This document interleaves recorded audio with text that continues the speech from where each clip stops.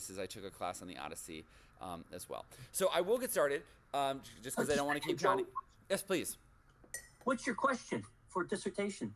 So I am actually very interested. My dissertation, I am hoping to do so Thomas Jefferson, it's called Thomas Jefferson's Bible, and I'm very interested to compare or understand why Thomas Jefferson took the selection. So basically what Thomas Jefferson did while he was alive is he cut up the New Testament and cut out most of the, not most, I think this is true. I'd have to verify that statement, but he cut out many, if not most, of the miracles of Jesus according to the New Testament. And he had a French version, a Greek version, a Latin version, and an English version. I believe the King James. And kind of cut them up, put them in a new organized order to kind of make like the plainest, most simple speaking, most what is the word I'm looking for? Like non-magical biography of Jesus that you can get. So like I said, like for example, there's that miracle of when Jesus drives the demon out of the man and it enters the pigs, and the demons beg Jesus, can we infect, for lack of these better words, or possess these pigs? And Jesus is like, fine, demons, you can possess these pigs. And the pigs rug in the water and drown themselves. That's not in there, for example.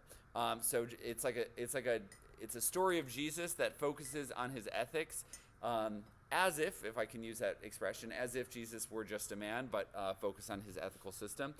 So to answer that question, I'm planning to use that source and fantastic. And place it in the history of European Enlightenment thinking, because there's kind of like, kind of come out of the Middle Ages with this like dark thinking, and then kind of enter the Enlightenment, and where is Jefferson's Bible kind of in the Enlightenment history of biblical criticism. So that's what I'm hoping to do.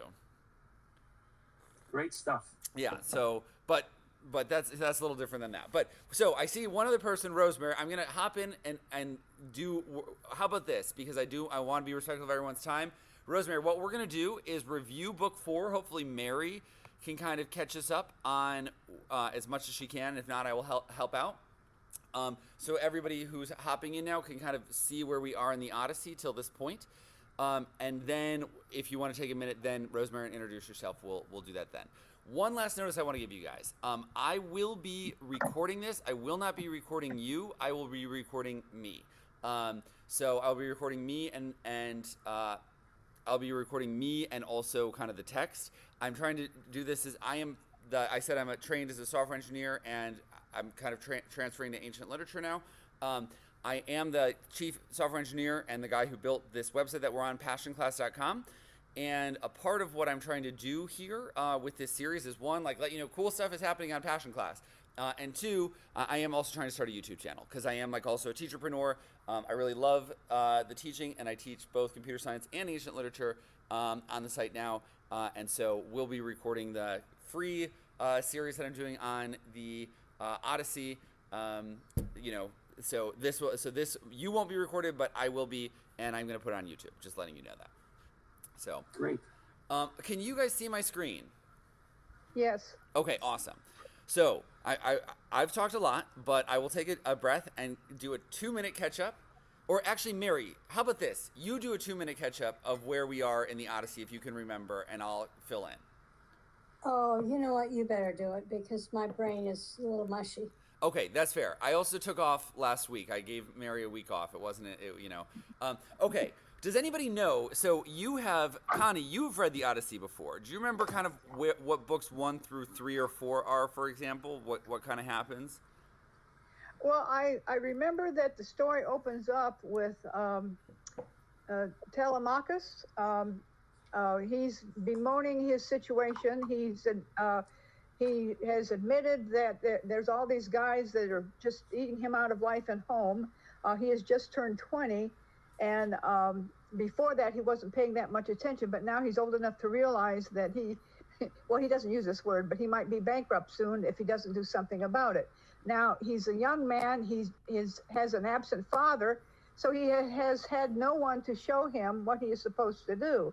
So I think it's Athena comes along, and she puts a little bug in his ear and says, well, you've got to do this. You've got to kick these guys out. And what you've got to do now is go to some island. I think it's Pylos. Mm-hmm. Very good. and start going through these islands and go to these men that have been in the Trojan War before, and see if they have any info on your father, to see if he's still alive. And that's all I can remember of the opening so far. Okay, that is fantastic. That is a terrific. Connie did a great job of catching us up on where we are. So I'll just give you a quick summary of books 1 through 3, essentially. Not even all that. So the Odyssey is about Odysseus. Odysseus is the hero of the Odyssey. That's why it's called the Odyssey. And he was a Greek warrior in the Trojan War. The Trojan War, it was between the Greeks and the Trojans, essentially, the Achaeans and the Trojans. And Odysseus is on the Greek side. He won. That all happens in the Iliad. We don't really care about that. He basically, after the Trojan War, tries to come home. He wants to come home to Ithaca, not upstate New York, rather Greece, Ithaca, Greece, and is coming. He's trying to come home from Troy. The Trojan War, when the story begins, ended 10 years previously. The Trojan War is over, and Odysseus has been unable to come home because there is a nymph named Calypso, New York Times bestseller. By the way, I'm reading the book now. It's it's slightly pretentious, if I may say that, but it's still a fantastic read. I'm really enjoying it. It's like a New York Times bestseller on Calypso out right now. Very big, very big. I would definitely recommend it. I'm really enjoying it. Calypso is a nymph who captured Odysseus. She fell in love with him, and she captured Odysseus, and he is trapped on her island. And Athena, the goddess of wisdom, as well as the patron goddess of Athens, has committed to essentially helping Odysseus get back home. Bonnie is it Bonnie or Connie? I gotta take a look here. Connie, excuse me about that. Yeah, that's okay. Connie mentioned Telemachus. That's the pronunciation I used to hear, but then I did see, I believe it's Telemachus, yeah. So Telemachus is the one I'm trying to use now. I believe that's correct. Telemachus is Odysseus' son.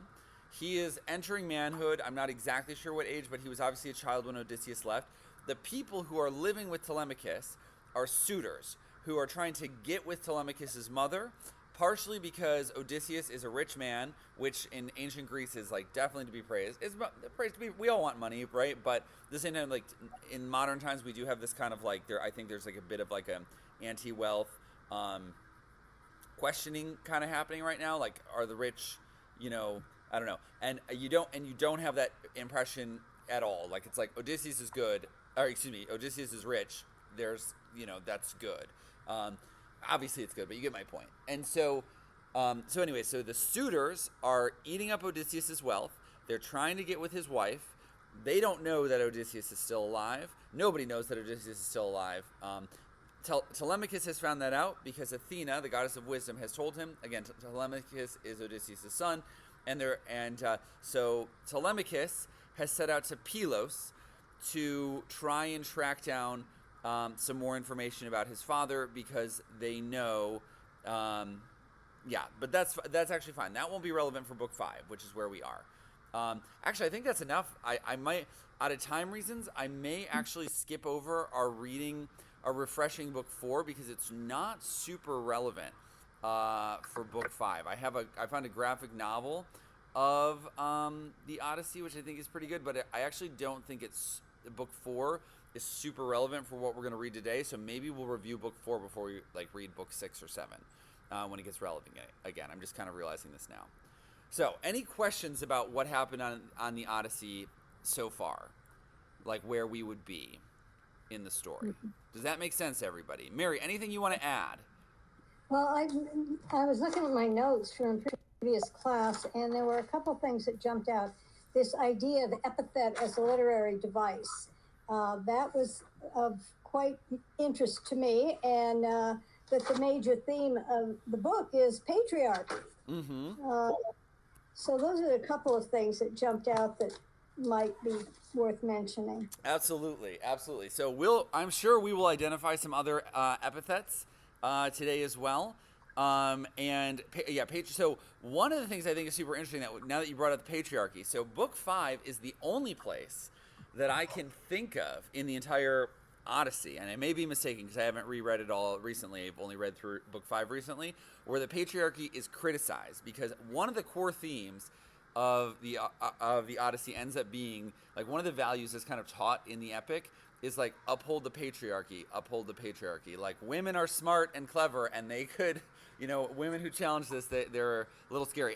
And Calypso is a nymph who definitely is, a woman who's challenging the patriarchy in the sense that she is capturing Odysseus. She, like, this woman is kind of forcing him to stay here on her island because she loves him, and that's that's a scary thing as well. So she's like she's kind of, we don't hate her, but we're definitely like, yeah, she's bad and she's doing something wrong. And I mean, obviously she's kidnapped him, right? Like, she has done something wrong, but I think the more underlying message is like, I do think there's an element of underlying the patriarchy. But again, here is the one place I believe in this whole book, if I'm not mistaken, that we'll hear a challenging of the patriarchy. But we'll get to that when we get to that. Cool. Any other questions or comments before we get started? Brian, how are you doing? I'm great, but I would like to know who's the author of that illustrated novel. The author is, give me 1 second. How do you spell Hines? Hinds. Thank you. You have a new member that joined. Cool. Scott, hello. Do you want to introduce yourself? We're about to get started in reading book 5. No worries. This is a low pressure situation. Well, it looks like he has his mic turned off for Scott. Wanna introduce yourself, Scott?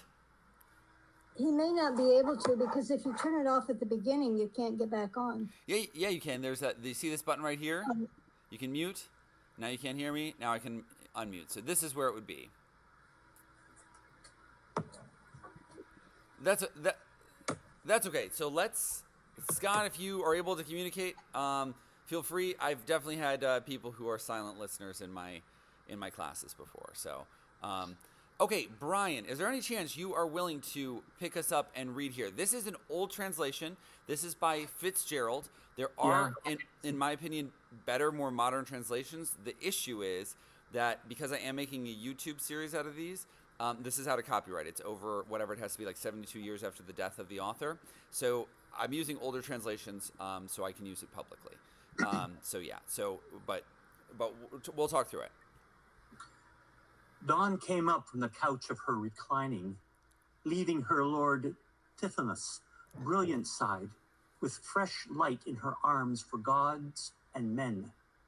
And the master of heaven and high thunder, Zeus, went to his place among the gods assembled, hearing Athena tell Odysseus' woe.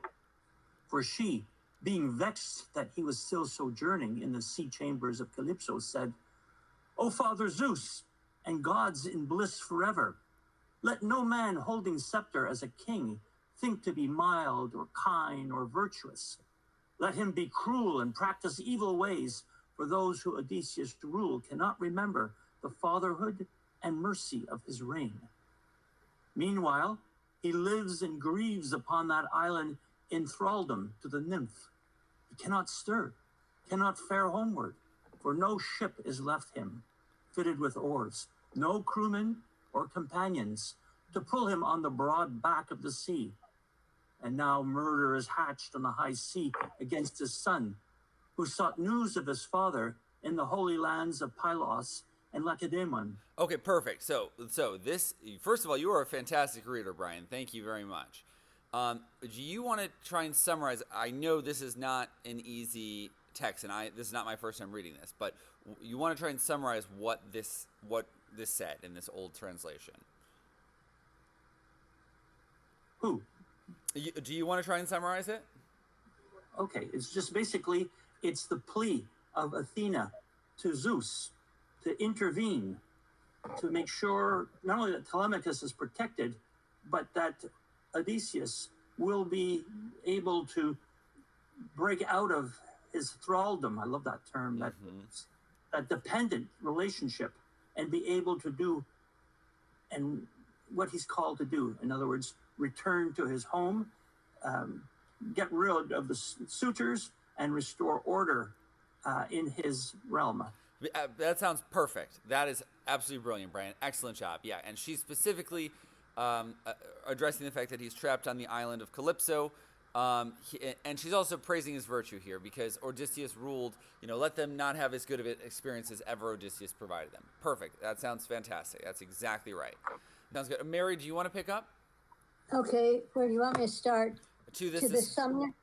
Okay. To this the summoner of cloud replied, "My child, what odd complaints you let escape you? Have you not, you yourself, arranged this matter, as we all know, so that Odysseus will bring these men to book on his return?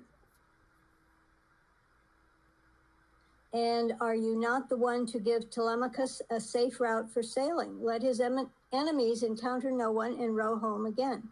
He turned then to his favorite son and said, "Hermes, you have much practice on our missions. Go make it known to the softly braided nymph that we whose will is not subject to error order Odysseus home. Let him depart, but let him have no company, gods or men, only a raft that he must lash together, and after 20 days, worn out at sea, he shall make land upon the garden isle Sicaria of our kinsmen, the Phaeacians. Let these men take him to their hearts in honor and berth him a ship, and send him home with gifts of garment, gold, and bronze. So much he had not counted on from Troy could he have carried home his share of plunder. His destiny is to see his friends again under his own roof in his father's country." Very nice. So, do you want to summarize what Zeus's response is here? Well, he wants Hermes to get Odysseus home and do it with some sort of honor, and get him a boat and give him some goodies to take with him. Perfect. So that he shows up as respectable. Absolutely. This is terrific. So because you mentioned epithet earlier, this does not immediately jump out as me as something that I've heard multiple times, because epithet in the definition that we had discussed last week is usually a recurring. Sorry, I'm about to sneeze. Here we go. A recurring description. And so, like, rosied finger dawn is the one that we saw, and it's literally the one that was listed in the dictionary. So rosied finger dawn, the wine dark sea. Summoner of cloud is clearly Zeus. I would guess that it shows up other places, and that's why I'm guessing this is very much a common epithet as well. So, but a summoner of cloud. So Zeus responds. Yeah, Athena, you're telling me to get Odysseus home. Aren't you on this yourself? And then he turns to Hermes, the messenger god, and says exactly what you said. Hermes, messenger god, go tell Calypso, go to Calypso's island, and tell her, all this stuff that Mary just read for us. No words were lost on Hermes the wayfinder, who bent to tie his beautiful sandals on, ambrosial, golden, that carry him over water and over endless land in a swish of the wind, and took the wand with which he charms asleep, and when he wills, awake the eyes of men. So wand in hand, he paced into the air, shot from Pieria, down to sea level, and veered to skim the swell. Beautiful, huh? A gull patrolling between the wave crests of the desolate sea will dip to catch a fish and douse his wings. No higher above the whitecaps Hermes flew until the distant island lay ahead. Then, rising shoreward from the violet ocean, he stepped up to the cave. Divine Calypso, the mistress of the isle, was now at home. Upon her hearthstone, a great fire blazing scented the farthest shores with cedar smoke and the smoke of thyme, and singing high and low in her sweet voice, before her looming a weaving, she passed her golden shuttle to and fro. A deep wood grew outside with summer leaves of alder and black poplar, pungent cypress. Cool. I think that's good. And we are gonna. So. You want to? Let's jump down to here if you can. You want me to go? Yeah, keep going. We'll pick up here. Now, face to face, the magical Calypso recognized him, as all immortal gods know one another on sight, though seeming strangers far from home. but he saw nothing of the great Odysseus, who sat apart as 1,000 times before, and racked his own heart groaning, with eyes wet, scanning the bare horizon of the sea.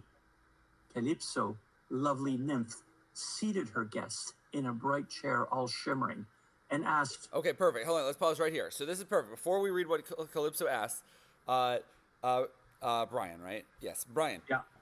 Excuse me. Do you want to? We didn't get a ton of new information. But what happened here in this paragraph?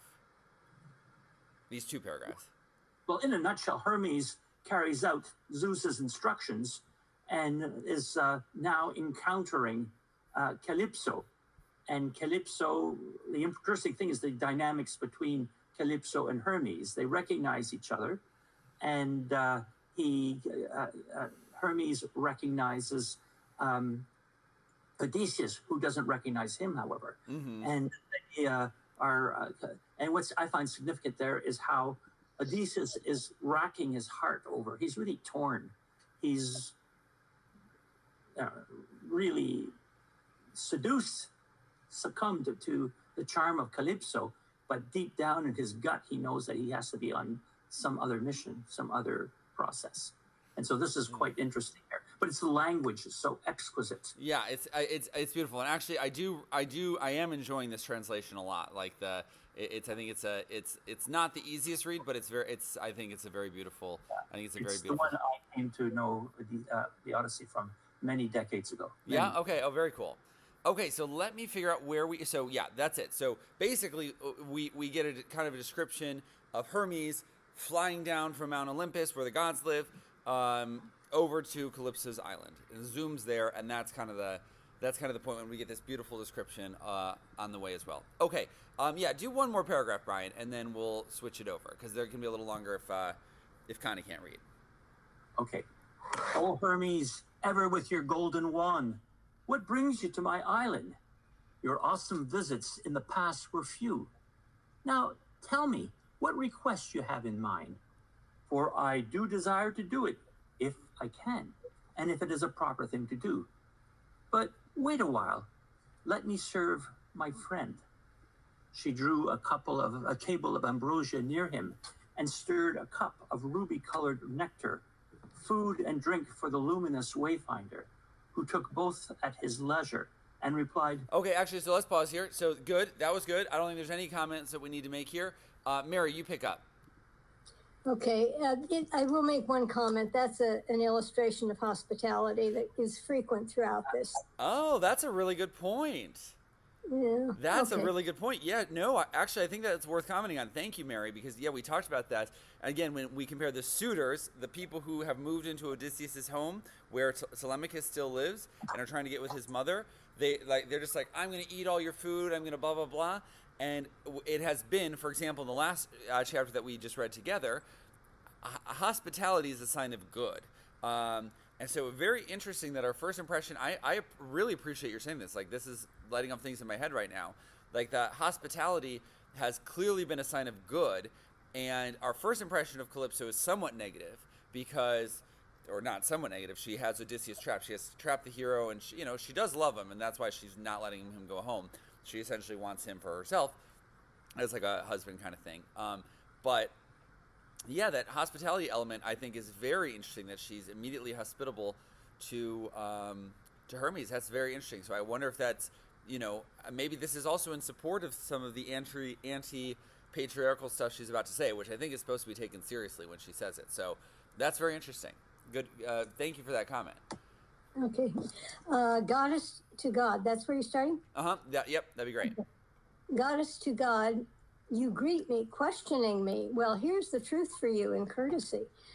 Zeus made me come, and not my inclination who cares to cross that tract of desolation, the bitter sea, all mortal towns behind where gods have beef and honors from mankind, but is not to be thought of and of no use for any god to elude the will of Zeus.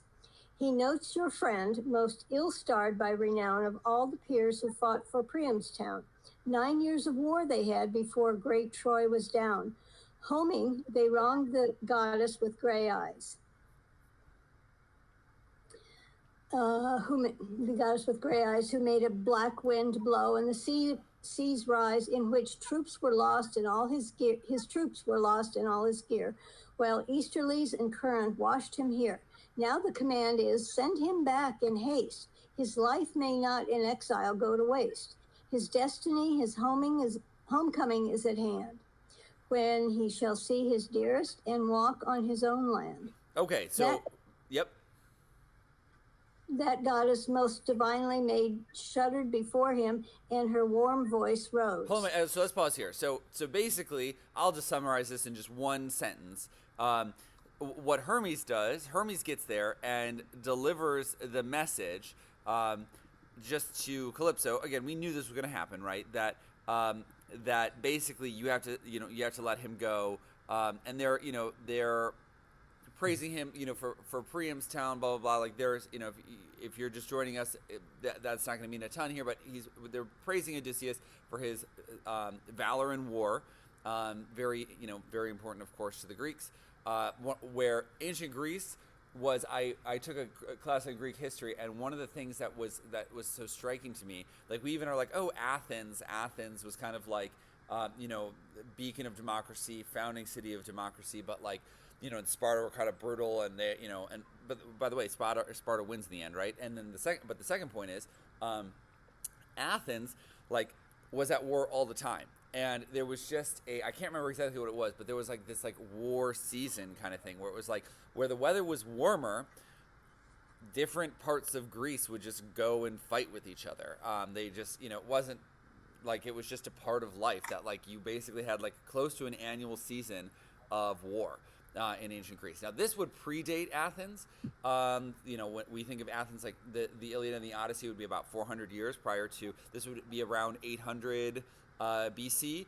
This would have been written, and like the peak of ancient Athens with like Socrates and stuff. But Socrates also fought a bunch of wars, and the peak of ancient Athens was like Socrates and Plato and Aristotle. That would have been around 400 BC. So this is about 400 years prior to that. But I'm like, obviously we know all the Greeks just went to fight in Troy over Helen, the king of Sparta, or the queen of Sparta, running off with the king of Troy, with Paris, and so.